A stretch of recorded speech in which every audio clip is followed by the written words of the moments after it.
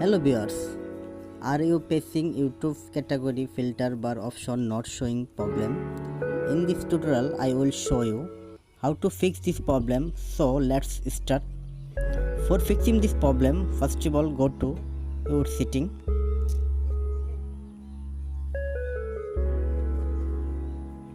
Tap on setting option.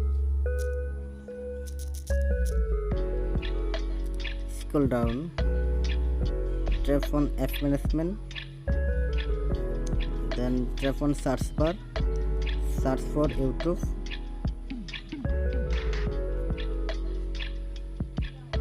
scroll down, tap on storage and clear data and clear cache, tap on delete, go back and home screen, go to Play Store, tap on search bar, search for YouTube. Your apps update in latest version.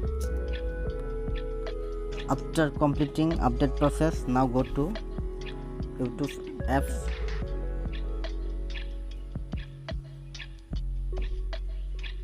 Finally solve your problem. Thanks for watching. Stay connected for more updates.